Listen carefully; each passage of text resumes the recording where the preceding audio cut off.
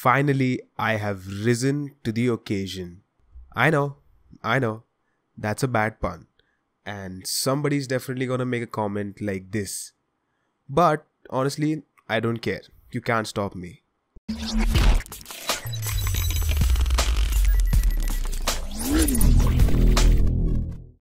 So if you haven't already noticed, I have a new logo now. Yes, it is the one that you see behind me. So this was designed for me by my friends over at infotechplanet.com.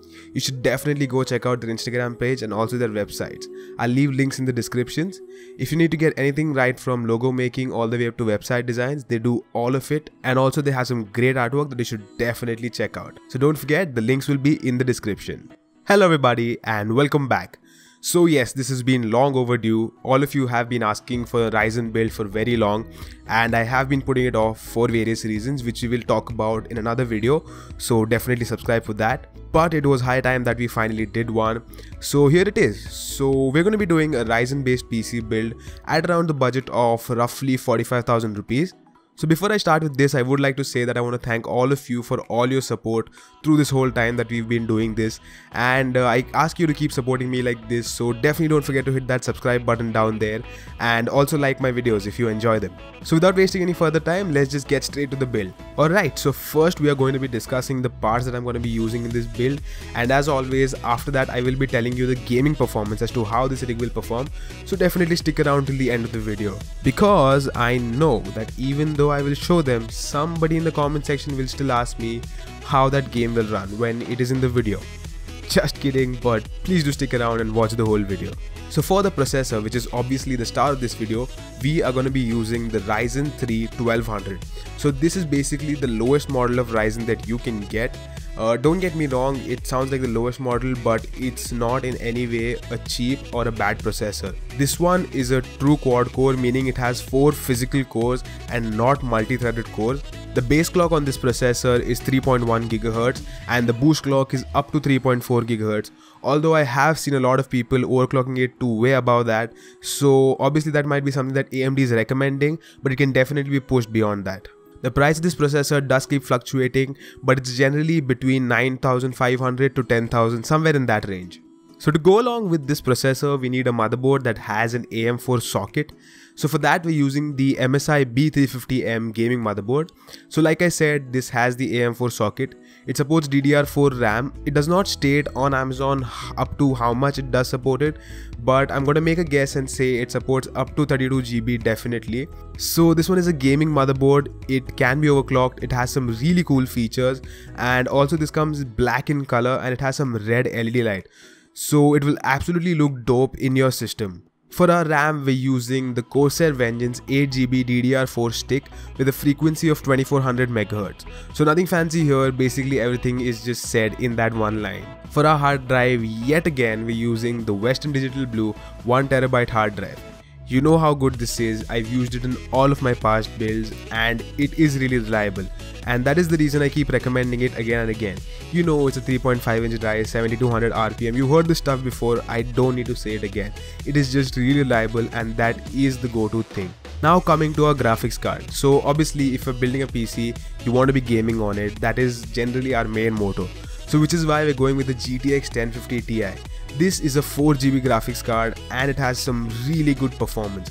So this one comes from Zotac and it is the OC edition. It has HDMI ports, DVI ports, display ports, so it's fully equipped, and it also has 270mm fans, so it's gonna run really cool. Also to top it off, it doesn't need any additional power. It will pull power straight from a motherboard, so that should be a good thumbs up in the efficiency department as well. For our power supply, it's the same story as the hard drive. I'm again going with the Corsair VS450. This one has an 85% efficiency. You know, it's really reliable, and I should know that because I'm using it in Drogon. If you didn't know, Drogon is what I'm calling my PC build. That's my system. Because it's black and red, just like Drogon, you know, from Game of Thrones. Most of you probably know that. But if you haven't seen my PC build, which is incomplete, and I know a lot of you toast me for it, we are going to complete it soon. But anyways, if you haven't checked that out, you can check it out right here in the I button. Anyway, moving on. For our cabinet, we're going to be using the Corsair Spec 01. Now this one is a really high quality cabinet. It comes with 170mm fan. It has a lot of room to pack in any kind of components you'd like to throw in. It has a lot of mounts available for fans at various locations, which is a great thumbs up. Also, I would like to add that yes, it is a bit on the expensive side. You can get a cheaper cabinet. I just got this one because it was really easily fitting into the gap of our 45,000 rupee budget. We had that space. But if you'd like to get a cheaper cabinet, maybe a 2TB hard drive, you can definitely do that. It's up to you. You can always customize, but this is what I am recommending under this budget.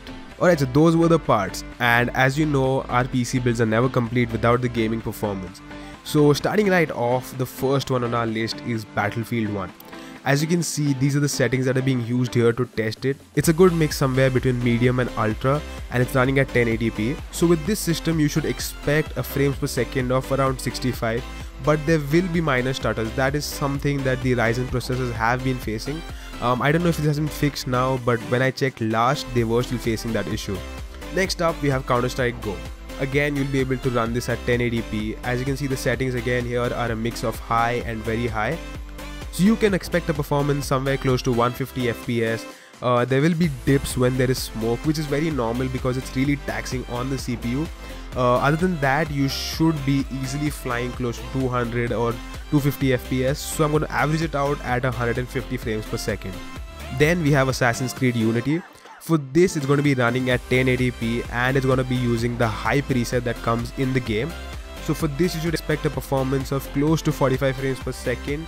And yes, there are some stutters where the game is kind of loading up everything that is going on.